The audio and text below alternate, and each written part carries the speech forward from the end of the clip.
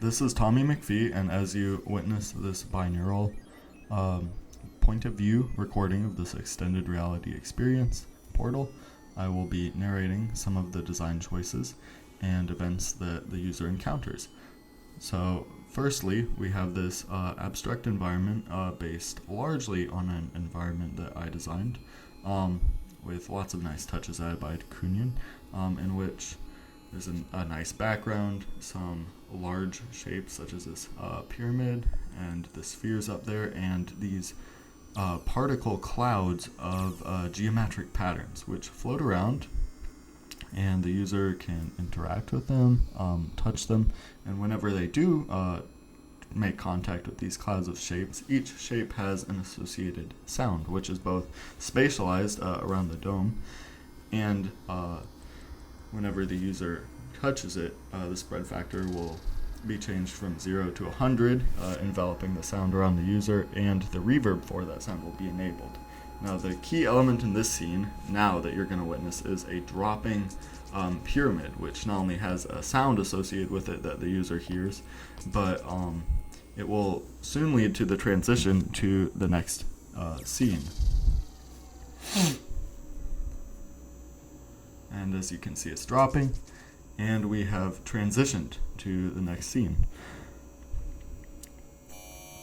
Besides the cloud sounds, the objects that float around in the water also have associated sounds, which are spatialized in reference to how those objects moved, such as the TV, the lamp, which stays still spatially but does flicker visually, and that has a sound associated with when that happens, and then the desk as well.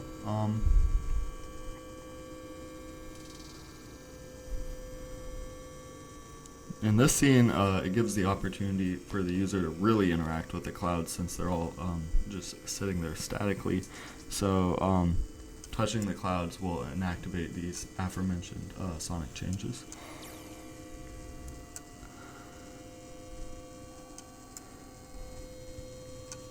And one thing that should be noted for those interested in the Unreal design of these worlds are that the two scenes we have here are actually the same world. It only appears to be different because you entered the pyramid, and the pyramid will eventually shrink and raise back to its original location, and we have it represented here by this super cool negative shape type object that was designed by Kungin. I'm really happy with how that turned out. The lighting, the lightning at the end, which will be coming, will mark the end of the experience.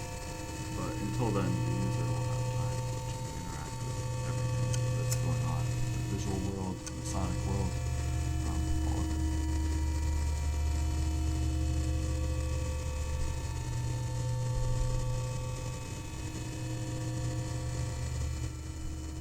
And I should also mention, in the first scene,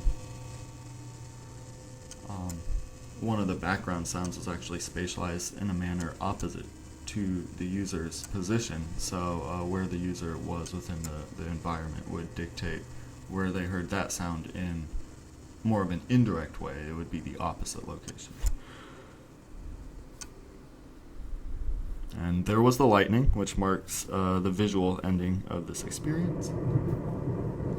Our sonic experience actually goes on longer than this, which gives the user some time as they take off the headset to sort of reacquaint themselves with reality.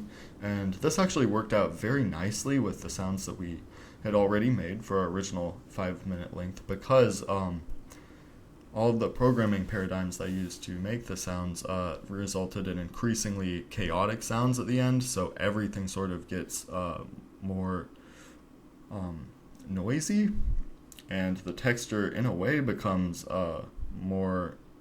less distinct from sound to sound. It all sort of runs together as it gets noisy, and then we faded everything out to wrap it up, and that just sort of gives the user a minute to sort of reckon with the experience they just had in the VR headset as they're taking it off, passing it to the next person, and it also removes the need for dead sound in the experience. On a practical note, at the Mass showcase, I think that was a great thing that sound was still going as the headset was being swapped and all of that. But yeah, that is our experience. I hope you